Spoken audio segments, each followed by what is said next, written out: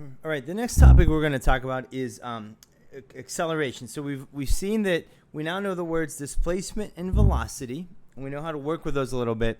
So now we're going to take a look at acceleration. So acceleration is a change in velocity, and we'll look at it mathematically and graphically in a second. But so if your velocity is changing, you have an acceleration. If it changes greatly, or if it changes quickly, there is a great acceleration on you. And acceleration is what we feel, not velocity. When you're in an airplane and the airplane is cruising at maximum altitude, you don't feel that you're moving almost 600 miles an hour because your acceleration is very small. The plane is at a constant velocity. It's when you're taking off and landing, when the plane's speed is changing in a great way, that you feel that you're moving.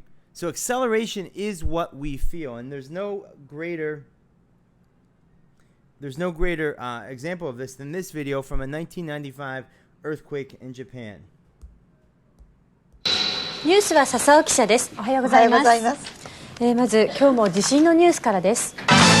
まず地震が発生した瞬間の映像からご覧いただきます。1月17日午前5時46分、神戸市内のコンビニエンスストアの防犯カメラが捉えた映像です。何かこう店全体が大きく円を描くように揺れてますよね。商品も飛び出るように床に落ちています。地震が起きたら火を消したり机の下に潜るようにと言いますけれども、揺れが大きくてとてもそんな余裕。And what you see is that the ground underneath the shop initially moves that way, then it shifts back that way, then it shifts back that way. And so the direction of the velocity is changing. That is acceleration. And because of such a great acceleration, because that back and forth happens so quickly, the acceleration has a very large magnitude. So acceleration can be represented graphically this way, where the average acceleration of an object is the change in velocity over the change in time. So the change in velocity divided by the change in time. So think about it this way. The acceleration will be great in two cases. When the change in velocity is huge, you'll have a huge acceleration. Or even if it's a small change in velocity, if it happens very quickly, then that will give you a great acceleration. In that earthquake video, we saw that. So units are very important in physics, and so it's no different here for acceleration. So the units of acceleration are meters per second squared. And you can think about the reason that is because the units of velocity are meters over seconds, which means on the numerator here we would have meters divided by seconds would put seconds down here in the denominator, but you also have the seconds here from time. So you have 2 seconds. You have second times second in the denominator, and second times second can be written as second squared. So the units of acceleration are here.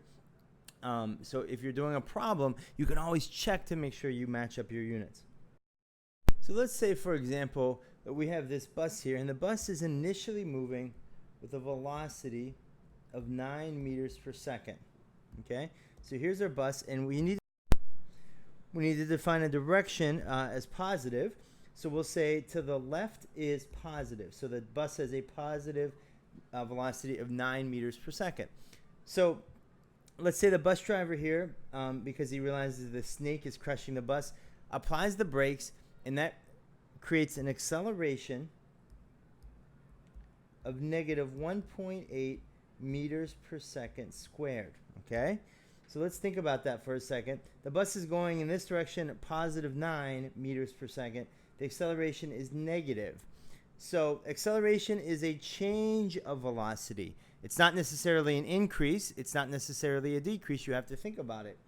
In this case, since the signs are opposite, that means the bus's velocity is to the right, but the acceleration is, the bus's velocity is to the left, but the acceleration is to the right, which means this velocity will slow down.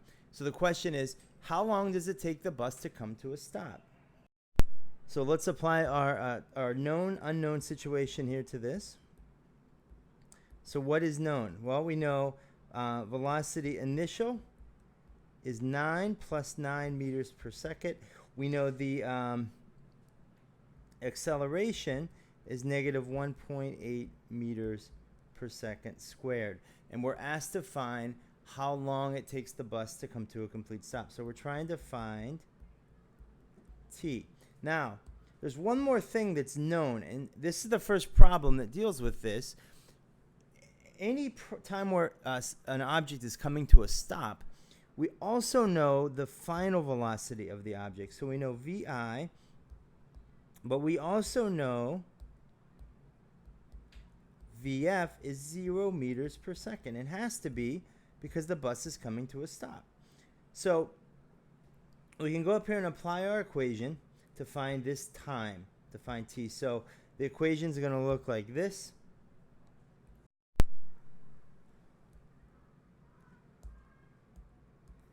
Acceleration is equal to the change in velocity over the change in time. We know this and we know this. Change of velocity is final velocity minus initial velocity, so this is negative 9.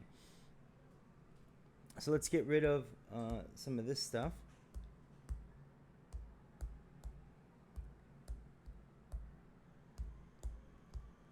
So since I know that this is negative 9, I know that well,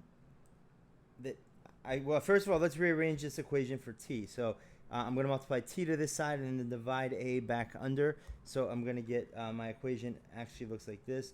Delta t equals delta v divided by acceleration, which is a. Right? And we know that our change in velocity is negative 9. Vf minus vi, 0 minus 9. So this is equal to negative 9 meters per second. Divided by the acceleration, which is negative 1.8 meters per second squared. And check this out. A couple cool things happen. Since these are both negative, they cancel out and become a positive, which makes sense. You cannot have a negative time. It makes no sense to have negative time. Also, here we have meters per second. This meters per second cancels out a meters per second here.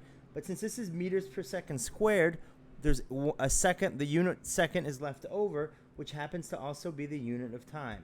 So when we solve this, we end up getting delta t equals 5 seconds. Okay? And the next part of the video, we're going to take a look at acceleration from a graphical perspective.